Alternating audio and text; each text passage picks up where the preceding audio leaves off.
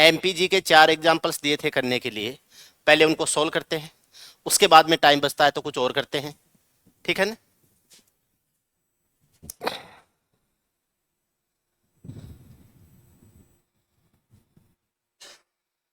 पहला सवाल ले लेते हैं, सबसे पहले पहला ही ले लेते हैं। आप मुझे बताना कौन कौन सी लंबाइयां दी गई हैं। एबीसी, बीडीओ डीसी का रेशो क्या है? 3:5 या 5:3? ये 3 है, ये 5 है। और ए और ईसी का 5:7, ये 5 है और ये 7 है। और तीसरी सीवीएन भी यहां बना दी गई है, ये डी है, ये ई है, ये एफ है।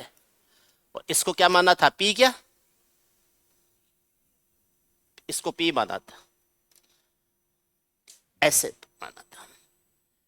ओके, अब हमसे पहला तो पूछा गया था ए एफ और एफ बी का रेशो। ए एफ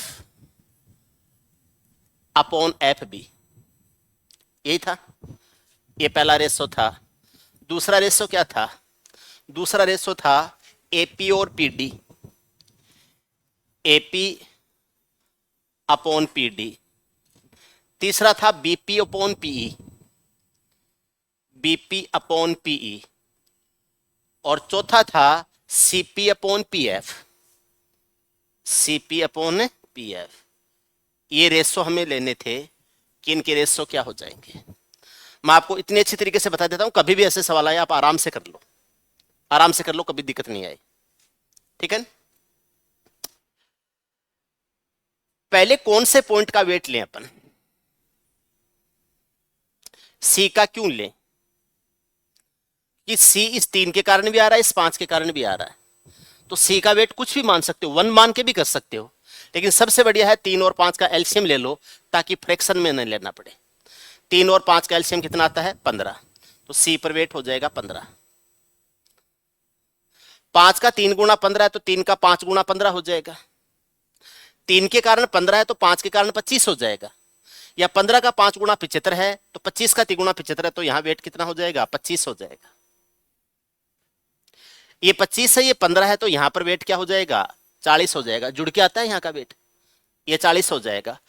5 का 3 गुणा 15 है, तो 7 का 3 गुणा 21 है, तो यहां 21 हो जाएगा। 15 से 105, 21 का 5 गुणा 105 हो जाएगा। ये 21 है, ये 15 है, तो 21 और 15 36 होता है, तो ई पर वेट 36 हो जाएगा। हो रहा है, देखो, ये 25 है, ये 21 है, 25 और 21 है, ये होता है कितना? 46 होता है, तो ऐप के ऊपर वेट 46 हो जाएगा। अब यहां से देखो, 40 और 21 को जोड़ते हैं तो पी पर वेट 61 आता है, 61 आ रहा है। 25 और 36 को जोड़ते हैं तो भी 61 आता है, और 46 और 15 को जोड़ते हैं तो भी 61 आता है। पी पर वेट एक जैसा आना चाहिए, इसका मतलब आपने सही लिखा है। अगर कम डिफरेंट आया तो गलती हो गई, ये चेक भी कर सकते हो, डिफरेंट आते गलती हो गई है कोई ना कोई। अब हमें लेना है ए एफ और एफ बी का, ए एफ और एफ बी का। तो ये 25 है, तो इधर वाली लंबाई 25 होगी, और ये 21 है, तो इधर वाली लंबाई 21 होगी, तो 25/21 हो जाएगा। ये हो जाएगा 25/21। ए एफ और एफ बी का रेशो आ जाएगा। इसमें से एक लंबाई देके दूसरी पूछ ली जाएगी आपसे, या रेशो ही पूछ लें केवल। ए एफ और एफ बी का रेशो हो जाएगा। कैसे भी पूछा जा सकता है, आपसे पूछ सकते हैं कि बीसीएफ ट्राइंगल और एसीएफ ट्राइंगल के क्षेत्रफलों का अनुपात क्या हो जाएगा। ट्राइंगल बीसीएफ और एसीएफ के क्षेत्रफलों का अनुपात क्या हो जाएगा? तो एक ए बी के ऊपर है दोनों के आधार ए एफ और बी एफ, और दोनों का शीर्ष बिंदु 1 है, तो इन्हीं लंबाइयों के समानुपाती हो जाएगा, तब भी 25:21 के दिन। सवाल को पूछने का तरीका डिफरेंट हो सकता है, कैसे भी हो सकता है। आपसे एपी और पीडी का रेशो पूछा है, तो ये 40 है, तो इधर 40 कर दो, और वो 21 है, तो इधर 21 कर दो। समझ रहे? तो ये आ जाएगा 40/21 आ जाएगा, ये हो जाएगा 40/21। तीसरा सवाल है बीपी और पीई का। तो ये 36 है, तो इधर 36 कर दो, और ये 25 है, तो इधर 25 कर दो। 36/25 हो जाएगा। आप इसको लिख सकते हो 36/25 हो जाएगा। और सीपी और तो ये 46 है तो इधर 46 ले आओ, और ये 15 है तो इधर 15 ले जाओ। तो सीपी 46 है और पीएफ 15 है, ये हो जाएगा 46 बट्टे क्या हो जाएगा 15। ये आपका एग्जाम्पल नंबर 1 था जो आपको मैंने होमवर्क के तौर पे कल आपको दिया था। एग्जाम्पल नंबर 1 जो कल मैंने होमवर्क के तौर पे दिया था। क्या कोई कंफ्यूजन है? और ऐसे चारों एग्जाम्पल ले लेंगे अलग अलग लंबाइयां देके, फिर बाकी लंबाइयां ज्ञात करना, तो उसके बाद में तो आप खुद करने लग जाओगे आराम से, है ना। इसको नॉर्मली एक दो एग्जाम्पल लेके ऐसे समझा के छोड़ दिया जाता है, फिर जब ऐसे लगता भी है कि समझ में आ गया, लेकिन खुद सवाल करने बैठते हैं तो सवाल होते ही नहीं है। ये जो गैप होता है ना, समझ में आना और आपसे सवाल होना, इस गैप को खत्म करना है।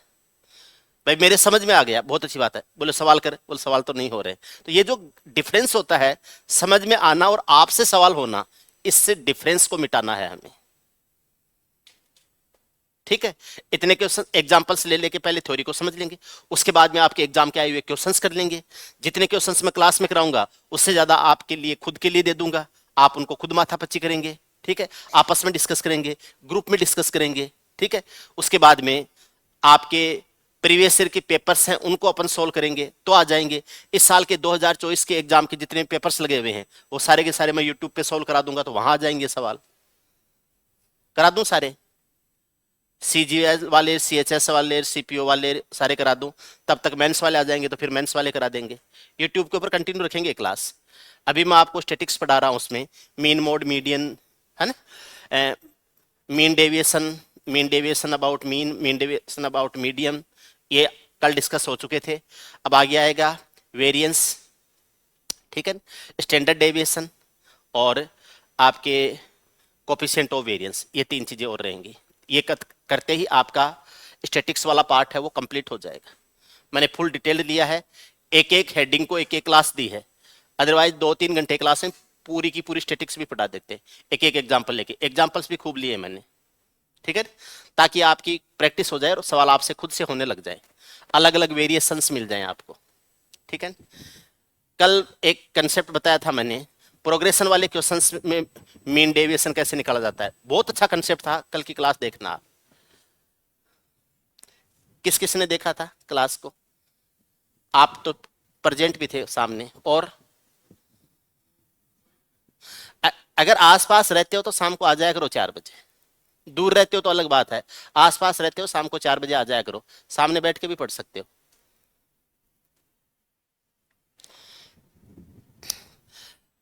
दूसरा एग्जाम्पल लेते हैं, ट्राइंगल एबीसी है, ये एडी है, ये बीई माध्यिका का है ये बी, ये ई है,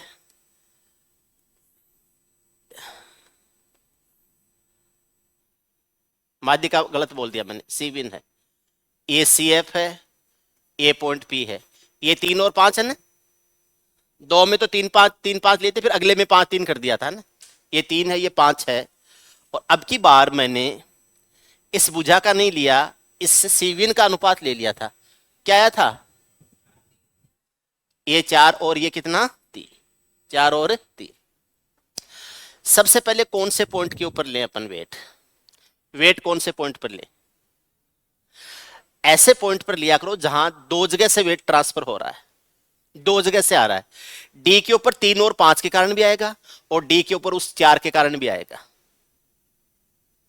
3 और 5 के कारण 3 और 5 8 आएगा, 8 आएगा, और 4 के कारण 4 आएगा।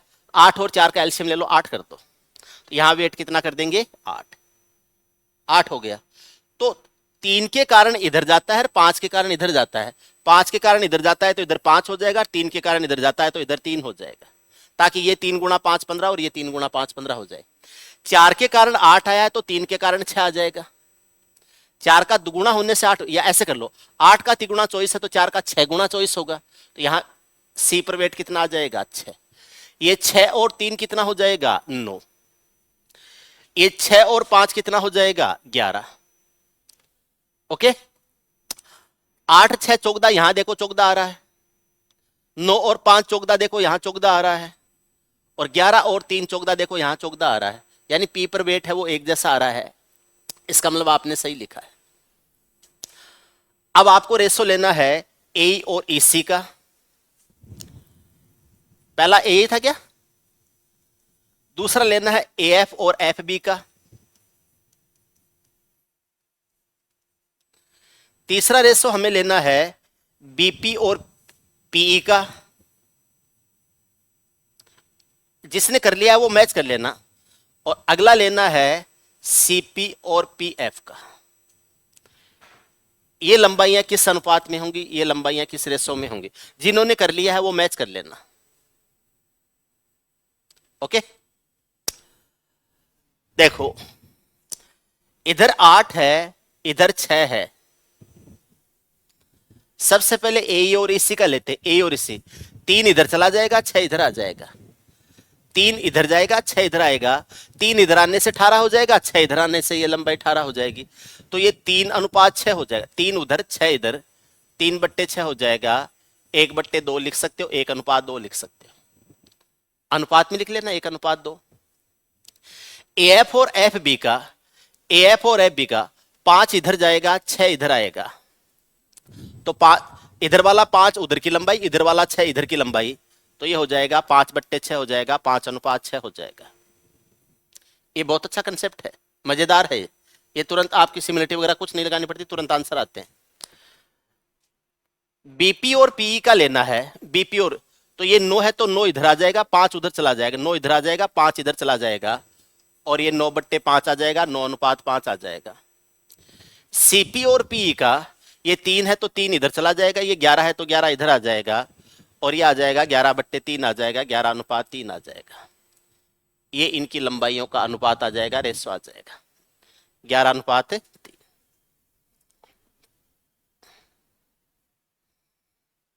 उम्मीद है आप समझ पा रहे हो, आपको अच्छा लग रहा है ना? लगना भी चाहिए।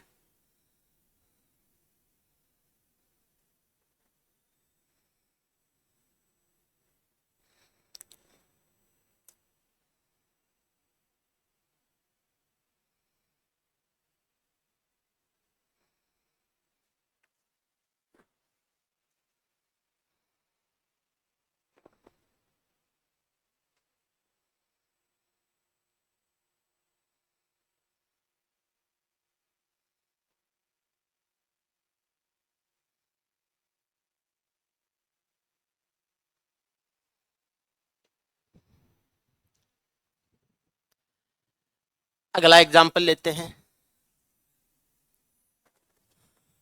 ट्राइंगल एबीसी है,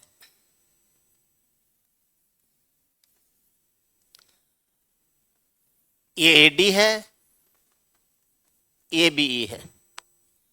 बीओ सी का रेशो क्या है, 5:3 था ना की बार, ये 5 और ये 3 था, है नीचे 5-7 है। बीपी और पी कितना है, 7 और 7 और, वेट कहां पर ले,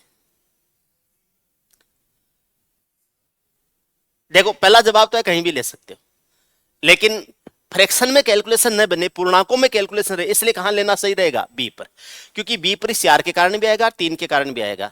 तो ऐसी संख्या ले लो जो 4 का भी मल्टीपल हो, 3 का भी मल्टीपल हो, तो 4 और 3 का एलसीएम होता है 12, तो बी पर वेट ले लो 12। 3 के कारण 12 है तो 5 के कारण 20 हो जाएगा, ऐसे समझ लो 12 का 5 गुणा 60 है, तो 3 का किससे गुणा 60 आता है, 20 से, तो सी पर 20 हो जाएगा। 12 और 20 कितना होता है, 32, तो ये जो डी है इस पे 32 हो जाएगा, है ना। 4 के कारण, सॉरी सॉरी सॉरी, 4 के कारण 12 है तो 7 के कारण कितना होगा, 21, या 12×7=84, तो 21 का चौगुना 84, तो यहां कितना हो जाएगा 21। ये 20 है, ये 21 है, तो यहां पर केवल एक, वाह, केवल एक आएगा। अब आ जाता है, क्या करें, ठीक, एक आ जाएगा। ये 12 और ये 1 है, तो ये यहां कितना आ जाएगा, 13 आ जाएगा, यहां आ जाएगा। अब की बार तो गड़बड़ वाला बन गया, कोई बात नहीं है। 21 और 12 33 होते हैं, 32 और 1 33 होते हैं, 20 और 13 33 होते हैं, तो यहां वेट कितना आ जाएगा? 33 आ जाएगा। अब हमसे पूछा है ए और ईसी का रेशो, ए और ईसी का रेशो पूछा है, एएफ और एफ बी का रेशो पूछा है,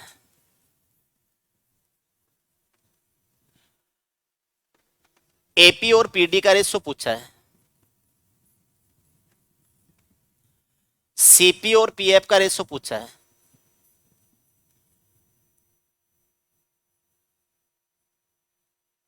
सीपी और पीएफ का रेशो पूछा है,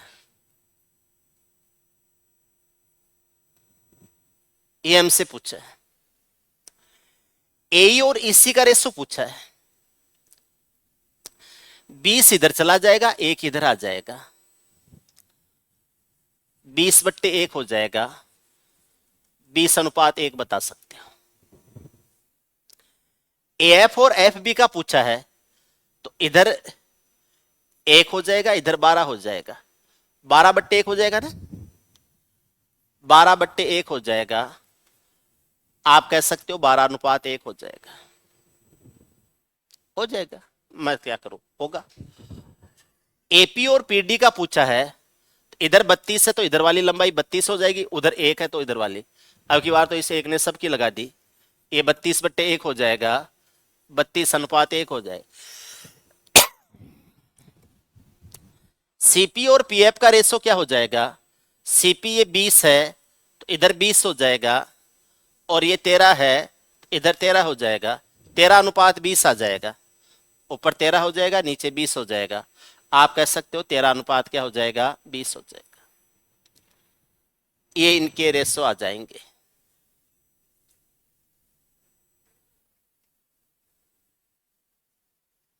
एक्चुअल डायग्राम बताऊं कैसा बनेगा, लगभग कैसा बनेगा? एक्चुअल डायग्राम लगभग ऐसा बनेगा,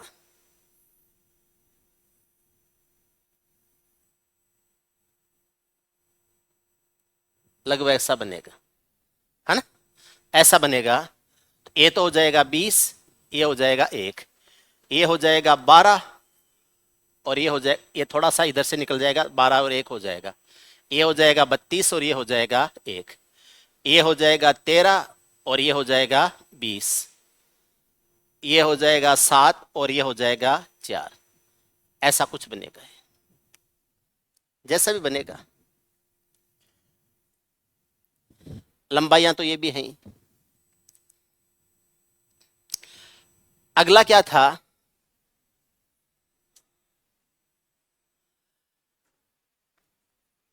एबीसी है,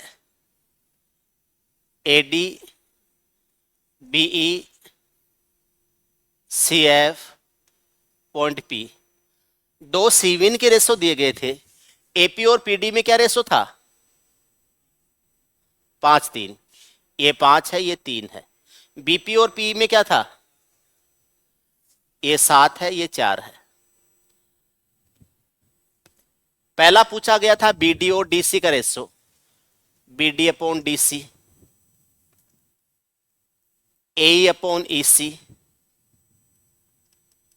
AF/FB और CP/PF।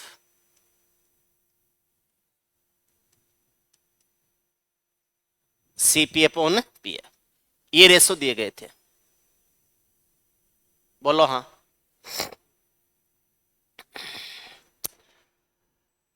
वेट कहां ले? पेपर लेंगे। 5 और 3 के कारण 8 आता है, 7 और 4 के कारण 11 आता है, 11 और 8 का एलसीएम 88 आता है। 88 लूं paper? Okay, paper weight 88, paper weight 88। 8 के कारण 88 है तो 1 अनुपात के कारण 11 होगा। 11 का 3 गुणा 33, 33 तो इधर आ जाएगा, और 11 का 5 गुणा 55 इधर आ जाएगा। तो 33 तो कर दो इधर और 55 कर दो इधर, ताकि 55 का 3 से गुणा 165 हो जाए और 33 का 5 से गुणा 165 हो जाए। ओके, ये 7 4 11, 11 के कारण 88 है तो 1 के कारण 8 होगा। 8 का 7 गुणा 56, 56 तो कर दो इधर, और 8 का 4 गुणा 32, 32 कर दो इधर। ये 55, 32 और यहां वाला जुड़ के हुआ है, तो 55 में से 32 घटाएंगे तो कितना आएगा? 23। यहां का वेट आएगा 23। 23 और 33 56 होता है, चेक कर लो, 56 ही हो रहा है। 56 ही हो रहा है ना। 55 और 33 88 होता है, 88 देख लो। ये 23 है, ये 88 है, तो ऐसे ही देखो, 32 और 33 को जोड़ते हैं तो 65 एक आता है क्या? 65 आता है, तो यहां 65 हो जाएगा। 65 और 23 को जोड़ते हैं तो 88 आना चाहिए, 88 आ रहा है। इसका मतलब हमने सही किया है पूरा काम। ठीक है, इधर वाली लंबाई 23 है तो इधर वाली लंबाई 32 हो जाएगी। इस वेट के कारण इधर लंबाई, इस वेट के कारण इधर लंबाई। इधर वाली लंबाई 23 है तो इधर 23 हो जाएगा, इधर 33 हो जाएगा। इधर वाली लंबाई 32 है तो इधर 32 हो जाएगा, इधर वाला वेट 33 है तो इधर वाली लंबाई 33 हो जाएगी। इधर वाली जो वेट है वो 23 है तो इधर वाली लंबाई 23 हो जाएगी, इधर 65 है तो इधर वाली लंबाई क्या हो जाएगी? 65 हो जाएगी। और ये इनके सबके रेशो आ गए। हमसे पूछा है बीडी और डीसी का रेशो क्या होगा, तो बीडी और डीसी का रेशो हो जाएगा 23/32। 23/32 हो जाए। आपके लिए तो एक चीज अच्छी और हो जाएगी, आपको तो एग्जाम में एक का ही पूछेंगे, हमने तो सबका और ले लिया है। एग्जाम में तो एक का ही पूछेंगे, हमने तो सबका लिया था, किसी का भी पूछ ले तो आप बता सको। ए और इसी का पूछा है, ए और इसका 23/33 हो जाएगा, तो ये 23/33 हो जाएगा। एफ और एफ बी का पूछा है, तो ए एफ और एफ बी का पूछा है 32/33 हो जाएगा। आप कह सकते हो 32/33 हो जाएगा। सीपी और पीएफ का पूछा है, सीपी और पीएफ का पूछा है 65/23 हो जाएगा, और ये आ जाएगा 65 क्या आ जाएगा? 23 आ जाएगा। ये इनके क्या हो जाएंगे? रेशो हो जाएंगे, अनुपात हो जाएंगे। तो एमपीजी के थ्रू आप इन लंबाइयों को ज्ञात कर सकते हो। अब एमपीजी और तरीके से भी एक्स्ट्रा एडवांस्ड भी लगती है, उसमें जाने की जरूरत नहीं है। अभी तक तो यही नहीं पूछ रहे हैं, तो उसका पूछने का मतलब ही नहीं है। एडवांस्ड लेवल की भी लगती है, लेकिन उसमें फिर कॉम्प्लिकेशंस आने लग जाते हैं, तो आपको उसमें जाने की जरूरत नहीं है। ठीक है ना, आगे चल सकते हैं।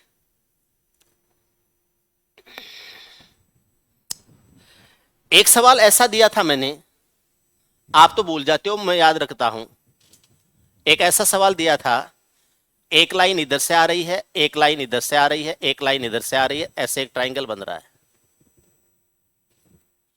ऐसे एबीसी ट्राइंगल था, और इसको डीईएफ लिया था शायद मैंने।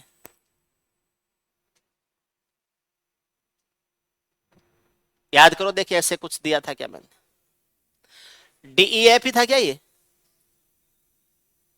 है? नाम नहीं दिए थे? 1 2 3 4 कहा था मैंने। ऐसे डीईएफ नहीं लिखा था क्या? ट्राइंगल नंबर 1 2 3 4 ऐसे लिखा था। ट्राइंगल एबीसी बोला होगा, है ना? कोई बात नहीं, इसको मैं डीईएफ लिख देता हूं। ए कौन से को ट्राइंगल को, कौन से ट्राइंगल को ए बोला था? इस वाले को।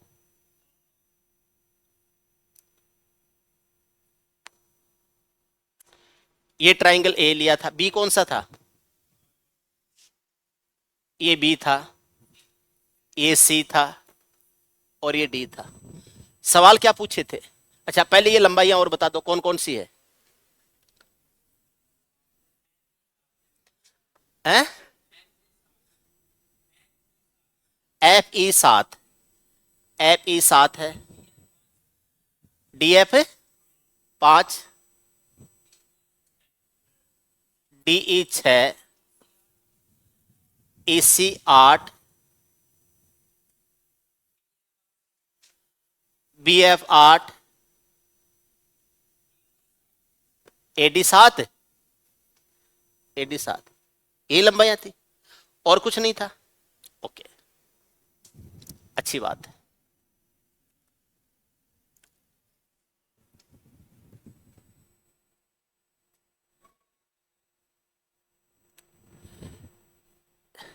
पूछा क्या था? किसका? ए और बी का। ट्राइंगल ए अनुपात ट्राइंगल बी, उसके बाद में बी सी का और सी और ए का, फिर तीनों का ए बी सी का। पहले ए और बी का था, फिर ट्राइंगल बी और ट्राइंगल सी का था, उसके बाद में ट्राइंगल सी और ट्राइंगल किसका था, ए का था, उसके बाद में ट्राइंगल ए अनुपात ट्राइंगल बी अनुपात ट्राइंगल सी। ऐसे था ना। आपको क्या लगा था, भूल गया हूं मैं कुछ चीजें आपको होमवर्क के तौर पर ऐसे दी हुई रखूंगा कि मेरे पास में अगले कंटेंट चालू करने जितना टाइम नहीं हो, थोड़ा टाइम बचा हुआ है तो उस एग्जाम्पल को लेके आ जाऊंगा, क्योंकि अभी नया शुरू करूंगा, इतना टाइम नहीं है अपने पास में, और इस एग्जाम्पल में आज की क्लास पूरी कर दूंगा मैं। गणित पढ़ाना बहुत आसान है, कभी अगर लाइफ में पढ़ानी पड़े तो गणित पढ़ाना बहुत आसान है। कुछ मत करो, 2 एग्जाम्पल लेके आओ और 1 घंटा पूरा कर दो। डंके से 2 एग्जाम्पल लेके आ जाओ और पूरा कर दो। लड़कों को ये भी लगेगा यार बढ़िया बढ़िया क्वेश्चन करवा रहे हैं, बढ़िया बढ़िया क्वेश्चन कुछ नहीं करवा रहा है, आज टाइम पास करना था, इसको पढ़ाना नहीं था, इसलिए गणित पढ़ाना आसान। जीके में नहीं किया जा सकता, जीके में भी किया जा सकता है यार आराम से। इजराइल और फिलिस्तीन की कहानी चालू कर दो, रूस और यूक्रेन की कहानी चालू कर दो, अमेरिका और रशिया की कहानी चालू कर दो, भारत पाकिस्तान की कहानी चालू कर दो, नेहरू जी की मोदी जी की तुलना शुरू कर दो। नहीं, बीजेपी ने किसानों पे क्या क्या अत्याचार किया और कांग्रेस ने क्या क्या अत्याचार किए थे, उनके ऊपर कहानी चालू कर दो, तुलना करने लग जाओ दोनों की, क्लास भी खुश। ठीक है, थोड़ी सी बड़ाई बीजेपी कर दो, थोड़ी सी कांग्रेस ही कर दो, बीजेपी वाले खुश कांग्रेस वाले खुश, बुराई किसी करो मत, है ऐसे। किस किसने किए थे ये सवाल, ये सवाल किस किसने किए थे, आपने कर लिए थे, हो गए थे सारे, 2 हो गए थे। कौन से, पहले वाले 2 अनुपात आ गए थे।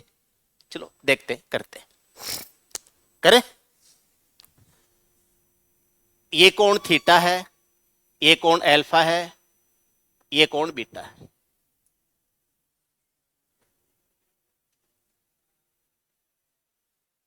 ओके, ट्राइंगल ए का एरिया लेते हैं, ट्राइंगल ए का एरिया लेते हैं। ट्राइंगल ए है, इसका एरिया हो जाएगा 1/2 गुणा 8 गुणा 12 sine 180 degree minus alpha. Triangle A, बोलो ट्राइंगल ए, अगर इधर एल्फा है तो इधर 180 माइनस एल्फा होगा। ये लंबाई 8 है और ये लंबाई 12 है, तो ट्राइंगल ए का एरिया हो जाएगा 1/2 गुणा 8।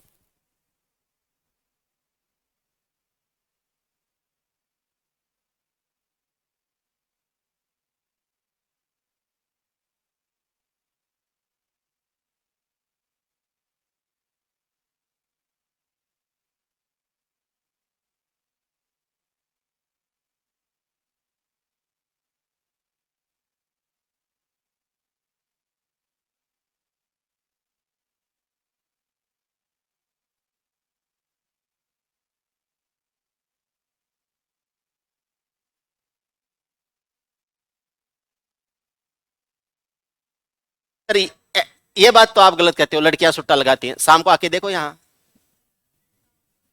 शाम को 9 बजे बाद में ऊपर पब में, लड़के तो बेचारे ऐसे सीधे सीधे रहते हैं, लड़कियां ही मचाती हैं तांडव। अरे बुरी तरह से पकड़ पकड़ के घर ले जाना, नहीं जाएंगी यहीं रहेंगी आज, पकड़ पकड़ के गाड़ी में डालते हैं कि चल तू अब, और नहीं यहीं रहेंगी आज मैं खुल के जिएगी।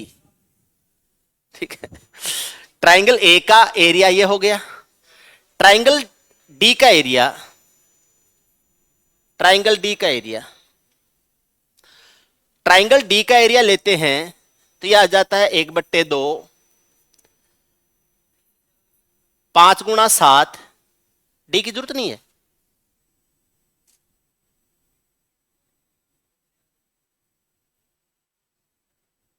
डी की जरूरत नहीं है। ट्राइंगल डी का एरिया हो जाएगा 1/2 5 × 7 इंटू हो जाएगा sine alpha. Sine 180 minus alpha और साइन एल्फा बराबर होते हैं।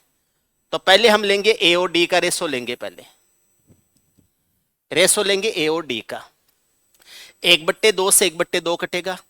साइन 180 माइनस साइन एल्फा के बराबर होता है। और ये अब आपस में नहीं कटेंगे। 12 96, 7 का 5 × 35 है ना। तो यह आ जाएगा 96/35 आ जाएगा। यह आ जाएगा ए का और डी का रेशो आ जाएगा। ऐसे ही हम बी का और डी का रेशो लेंगे। Triangle B upon triangle D, triangle B upon triangle D, triangle B हो जाएगा 1/2 गुणा 7 × 14 है ना। ये 7 है, ये 14 है। 7 × 14 इंटू हो जाएगा sine 180 minus theta, sine 180 degree minus theta upon sine triangle D का हो जाएगा 1/2 गुणा ये हो जाएगा 5 × 6 into sine theta, 5 × 6 into sine theta. Sine 180 minus theta sine theta बराबर होते हैं। 1/2 से 1/2 कट जाए। 12 × 7 = 84, 6 का 5 × 30, यह आ जाएगा 84/30 आ जाएगा। यह आ जाएगा ए का, बी का और डी का, बी का और डी का। अब मुझे डी दोनों में कॉमन है तो डी को दोनों में कॉमन करना है। तो 30 के रूप में भी आना चाहिए और 35 के रूप में भी आना चाहिए। तो 30 और 35 का एलसीएम लेंगे तो इसको तो गुणा कर देंगे किससे, 6 से। इसको गुणा कर देंगे किससे, 7 से। 6 से गुणा 14 7 98 होता है। हाँ सॉरी 98, कोई नहीं कोई नहीं, 14 7 98 होता है। तो ये 98 आ जाएगा। पहला काम है मुझे डी एक जैसा करना है। 15 करूं क्या इसको, यह आ जाएगा 49/15, 49/15 आ जाएगा। अब मुझे डी को एक जैसा करना है। ये 5 का 7 गुणा है, ये 5 का 3 गुणा है। तो इसको मैं 7 से ऊपर नीचे गुणा कर दूं और इसको मैं 3 से ऊपर नीचे गुणा कर दूं, ताकि 35 का 3 गुणा 105 और 15 7 105। डी एक जैसा रखना है मुझे भाई, डी तो सेम ही है, अनुपातों में भी एक जैसा रखना है। 96 का 3 गुणा होता है, कितना होता है, 288। ये होता है 288, ये 288/105 हो जाएगा। और ये हो जाएगा 49 का 7 गुणा 343, यह आ जाएगा 343/105 हो जाएगा। अब मैं इस पहले वाले अनुपात में दूसरे अनुपात का भाग दूंगा तो एंगल डी से एंगल डी तो कट जाएगा। पहले मत काटना, एक जैसा करके काटना। डी से डी तो कट जाएगा। ए और बी का रेशो आ जाएगा 288/343। तो ए और बी का रेशो आया है 288/343। ये रेशो आ जाएगा। क्या आपके यही आया था, नहीं आया था तो गड़बड़ किया है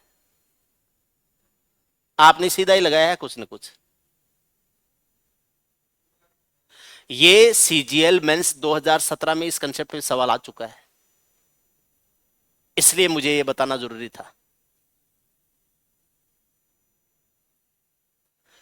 आप ए और बी का रेशो लेना है ना, तो पहले ए और डी का ले, फिर बी और डी का ले, फिर डी को रिमूव करना है, तब ए और बी का आएगा। ऐसे ही आपको अगर बी और सी का लेना है तो पहले बी और डी का ले लो। बी और डी का तो पढ़ाई है, ये बी और डी का तो पढ़ाई है ऑलरेडी, है ना।